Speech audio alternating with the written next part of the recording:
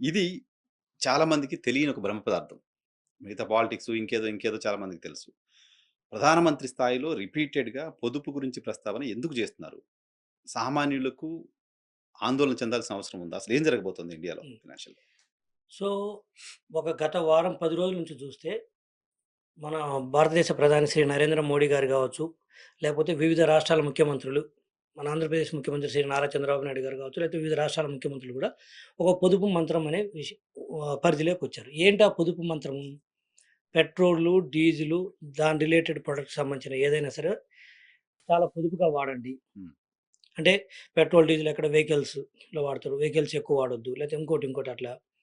అదే విధంగా బంగారం ఎక్కువ కొనొద్దు. హ్మ్. అసలు అసలు కొనొద్దు. అన్ని రోజులు కొనకపోయినా పర్లేదు. అసలు కొనొద్దు. ఎక్కువ హ్మ్. కొనొద్దు కాదు. ప్రధానమంత్రి గారైతే మన ప్రధానమంత్రి గారు అసలు కొనొద్దు. హ్మ్. తర్వాత విదేశీ ప్రయాణాలు తగ్గించుకోండి. హ్మ్. ఇవన్నీ కొన్ని చెప్పడం జరిగింది. హ్మ్. ఇవన్నీ గనక గమనించినట్లయితే దేనికి లింక్ అయినాయంటే విదేశీ what you call foreign exchange. హ్మ్. విదేశీ మాదక ద్రవ్యానికి సంబంధించి లింక్ అయింది. హ్మ్. ఇవన్నీ కూడా ఇండియాలో దొరికేవి కాదు. అంటే ఐ మీన్ టు సే ఎక్కువగా దిగుమతుల మీద ఆధారపడిన ఏ ప్రొడక్ట్స్ అయితే ఉన్నాయో వాటిని పొదుపు చేయమని చెప్తున్నారు హ్మ్. వాస్తవంగా చూస్తే. హ్మ్. ఎందుకంటే ఇప్పుడు ఈరోజు భారతదేశము క్రూడ్ ఆయిల్ అంటే దాని నుంచి పెట్రోల్, డీజిల్ మనం దాదాపు 85% అంటే ఒక 100 లీటర్లు భారతదేశంలో మనం వాడుకుంటుంటే, హ్మ్. అందులో 85 లీటర్లు దిగుమతుల ద్వారా తెచ్చుకుంటున్నాం. అవును. ఇంపోర్ట్స్. హ్మ్. సో, మనం ఇంపోర్ట్ చేసుకుంటున్నామంటే దాని అర్థం ఏంటి? డాలర్స్‌లో పేమెంట్ చేస్తున్నాం. చేస్తాం. ఫారిన్ ఎక్స్‌చేంజ్ పేమెంట్ చేస్తున్నాం. విదేశీ మాదక ద్రవ్యం. అదే విధంగా గోల్డ్ గూడా. హ్మ్.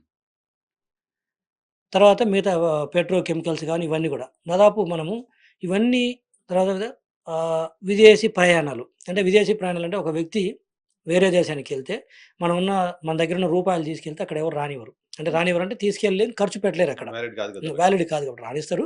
బట్ నువ్వేం ఖర్చు పెట్టలేవు రూపాయి గూడా. సో, అప్పుడేం చేస్తారు? వీళ్ళు మన దగ్గర బ్యాంక్ దగ్గరికెళ్ళేసి ఆర్‌బీఐ దగ్గరికెళ్ళేసి మన దగ్గర ఉన్న రూపాయలిచ్చి డాలర్స్ తీసుకెళ్ళిపోతారు. హ్మ్. ఆ డాలర్స్ తీసుకెళ్ళి డాలర్సో లేకపోతే యూరోసో వాటెవర్ ఫారిన్ ఎక్స్‌చేంజ్ తీసుకెళ్ళి విదేశాల్లో ఖర్చు పెడతారు. అంటే ఆ మేర మనకు విదేశీ మాదక ద్రవ్యం ఎళ్ళిపోతుంది. ఫారిన్ ఎక్స్‌చేంజ్ ఎళ్ళిపోతుంది హ్మ్. బయటికి. హ్మ్. సో, అంటే లింక్ ఎక్కడ దేని చుట్టూ తిరుగుతుంది మొత్తము? విదేశీ మార్గ ద్రవ్యం చుట్టూ తిరుగుతుంది. యెస్. హ్మ్. ఫారిన్ ఎక్స్‌చేంజ్ చుట్టూ తిరుగుతుంది. హ్మ్. సో, పొదుపు అనేది ఈరోజు ఫారిన్ ఎక్స్‌చేంజ్ చుట్టూ తిరుగుతుంది. హ్మ్. అది డైరెక్ట్‌గా ఈరోజు అడ్రెస్ చేయకుండా అంటే ఆఫ్‌కోర్స్ జనాలకు అవసరం లేదనుకున్నారు. అంత డీటెయిల్డ్‌గా అకాడమిక్ రిలేటెడ్ అంటే అవసరం లేదనుకున్నారు. ఓవరాల్‌గా పొదుపనే చెప్తున్నారు. హ్మ్. ఇది పొదుపు చెప్తున్న క్రమంలో ఆయన చెప్తుంది యుద్ధం నేపథ్యంలో అని చెప్తున్నారు. వాస్తవం. పశ్చిమాసియాలో యుద్ధం హ్మ్. నేపథ్యంలో చెప్తున్నారు. యుద్ధం అనేది మనకు ఇప్పుడు జరుగుతున్న ఇరాక్ కావచ్చు, లేకపోతే అంతకుముందు జరిగిన యుద్ధాలు కావచ్చు, ఒక సంవత్సరం నుంచి నడుస్తుంది. అంటే అక్కడ ట్రంప్ ప్రెసిడెంట్ అయిన తర్వాత కొంత ప్రాసెస్ స్టార్ట్ అయింది. ఇది అంటే ఇది విమర్శ కాదు వాస్తవంగా చెప్పాలంటే. ఇది యుద్ధ నేపథ్యంలో జరుగుతున్న పొదుపు కాదిది. అవునా? గత 15 ఏళ్ళు, 20 ఏళ్ల నుంచి మనము బ్యాలెన్స్ ఆఫ్ పేమెంట్స్ కావచ్చు, కొన్ని సర్టెన్ థింగ్స్‌ని కరెక్ట్‌గా హ్యాండిల్ చేయకపోవటం వల్ల ఈరోజు భారతదేశానికి ఈ పరిస్థితొచ్చింది. హుహు. కాకపోతే ఈరోజేంటంటే యుద్ధ నేపథ్యం అనేది వాళ్ళు వంకగా చెప్పారని కూడా నేను చెప్పను గానీ, అది కోయిన్సిడెంట్. ఓకే. అది యాదృచ్చికం. అది మాత్రమే కారణం కాదు.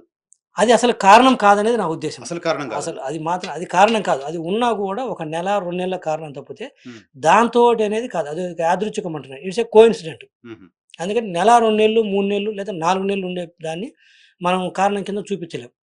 ఓహ్! చాలా పెద్ద మాట చెప్తున్నారు. సో, హ్మ్. అందుకని నెల, 2 నెలలు, 3 నెలలు, 4 నెలలు అనేది ఇది కామన్ ఎక్కడో సాట సమస్యలొస్తుంటాయి. దాన్ని మనం పర్మనెంట్ ప్రాబ్లమ్ గానో లేకపోతే దాంతోటి ఏదో ఇక ఒకసారి ఎనకబడిపోతే పూర్తిగా ఎనకబడిపోతామనేది కాదు. కరెక్ట్ కానే కాదు. హుహు. హుహు. సో, మనకు యుద్ధం ఎఫెక్ట్ ఒక సంవత్సరం నుంచి ఉన్నప్పుడు ఈ మధ్య జరిగిన దాంట్లో కొంత ఎఫెక్ట్ ఉంది. సో, అదేమో పర్మనెంట్ ప్రాబ్లమ్ కాదది. ఓకే. రేపు యుద్ధం ఆగిపోద్ది. లేతే గతంలో లేదు. హ్మ్. సో, ఓవరాల్‌గా ఏంటంటే బ్యాలెన్స్ ఆఫ్ పేమెంట్స్ అంటారు. అంటే ఒక ముక్కలో చెప్పాలంటే మనకు ఫారిన్ ఎక్స్‌చేంజ్ మనకెంతొస్తుంది? హ్మ్. ఫారిన్ ఎక్స్‌చేంజ్ మనం ఎంత పే చేస్తున్నాం? హ్మ్. జనరల్‌గా ఏంటి? ఇప్పుడు ఇండియాలో ఉన్నామనుకోండి. మీ ఆదాయం ఎంత? మీ ఖర్చెంత? హ్మ్. రూపీస్‌లో ఉంటది. హ్మ్. మీ ప్రపంచ్ ఆదాయానికి మించి ఖర్చుంటే కష్టం గదా! హ్మ్. కష్టం. హ్మ్. మీకు ఆస్తులుండొచ్చు. హ్మ్. ఒక నెలకు మీకు రూ. 1,00,000 సాలరీ వస్తుంది. ఓ హ్మ్. రూ. 1,20,000 ఖర్చవుతుంది. హ్మ్.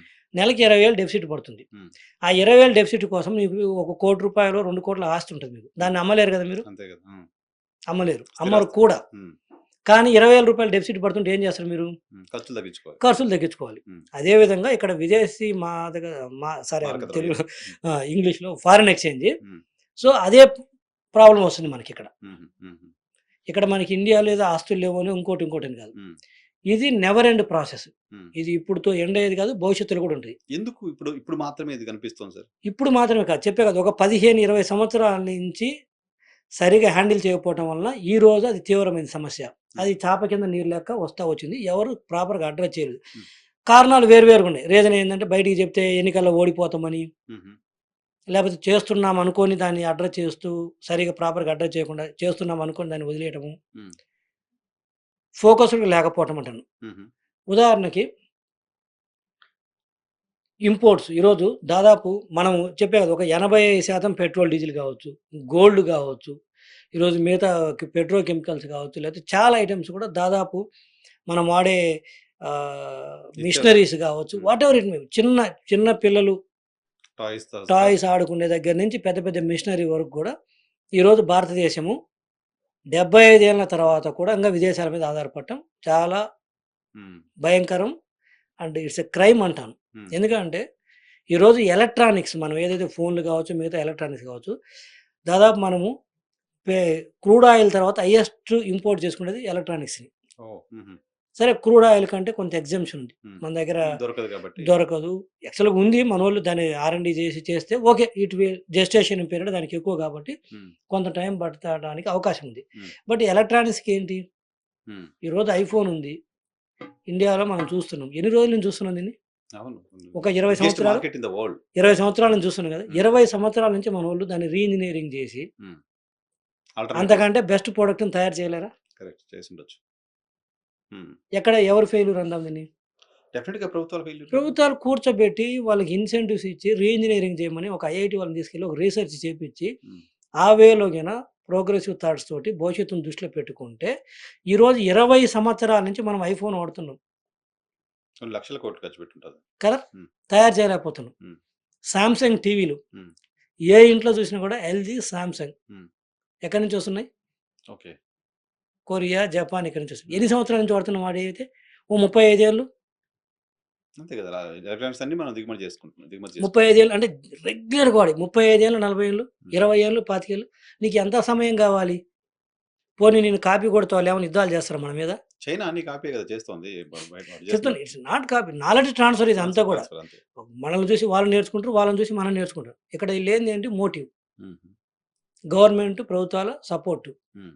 ఆ రీసెర్చ్ అనేదని కంప్లీట్‌గా వదిలేశారు. ఓకే. ఎప్పుడైతే రీసెర్చ్ వదిలేశారో ప్రొడక్ట్స్ ఇండియాలో మ్యానుఫ్యాక్చరింగ్ ఆగిపోయింది.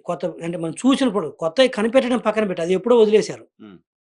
కనిపెట్టడం పక్కన పెట్టు. చూసి కూడా మనం నేర్చుకోలేకుండా ఉన్నామంటే ఏ స్థాయిలో రాష్ట్ర ప్రభుత్వాలు కావచ్చు, లేకపోతే కేంద్ర ప్రభుత్వం కావచ్చు, ఈరోజు ప్రోత్సాహకాలున్నాయి. రీసెర్చ్ చేసే వాళ్ళకి, సో, ఇండస్ట్రియలిస్ట్‌లకి. కంట్రీకి మొత్తానికి అవసరమయ్యే నీడ్స్ ప్రభుత్వం కొనుగోలు చేసేవి డీజిలో ఇంకేదో. హ్మ్. అవి గాకుండా కంట్రీలో ఉన్న పబ్లిక్‌కి సంబంధించిన కన్స్యూమరిజం వాళ్ళకి కావాల్సిన ప్రొడక్ట్‌ని ప్రపంచవ్యాప్తంగా నుంచి కొనుక్కోవడం కోసం దిగుమతి చేసుకోవడం అనేది ఎక్కువ ఇంపాక్ట్ చూపిస్తుంది. ఎక్కువ ఇంపాక్ట్. సో, ఈరోజు ఏమవుతుందంటే హ్యాండ్ టు మౌత్ అంటే వింటారా మీరు? హ్యాండ్ టు మౌత్ అంటే ఎవడన్నా సంపాదిస్తుంటే తినటానికి అదేది సంపాదనకు తినటానికి సరిపోతుంది. హ్మ్. మిగలదు. హ్మ్. ఈరోజు మన ఫారిన్ ఎక్స్‌చేంజ్ రిజర్వ్స్ అలాంటి పరిస్థితి. ఈరోజు మన దగ్గర ఉన్నది హార్డ్‌లీ చెప్తారు గానీ 700,00,00,000 $700 బిలియన్ అని ఓకే. మోర్ ఆర్ లెస్ నాకు తెలిసి ఒక $600 బిలియన్ ఉంటాయి. హ్మ్. అవి $600 బిలియన్ అంటే హార్డ్‌లీ ఒక 8 నెలలు, 9 నెలలు అయిపోతాయి తర్వాత. అయిపోతది. ఏమాత్రం తేడా పడ్డా. ఇప్పుడున్న సినారియోలో గత 2, 3 ఏళ్ల నుంచి 4 ఏళ్ల నుంచి గమనిస్తే నీకు ఒక ఎవ్రీ మంత్ ఎంతో కొంత డెఫిసిట్ పడుతూనే ఉంది. ఈరోజు లెక్కలు బయటికి రావట్లేదు గానీ, ఒరిజినల్ లెక్కలు చూస్తే నీకు every month 50 బిలియనో, 100 బిలియన్సో, 40 billions, 60 billions deficit పడుతూనే ఉంది.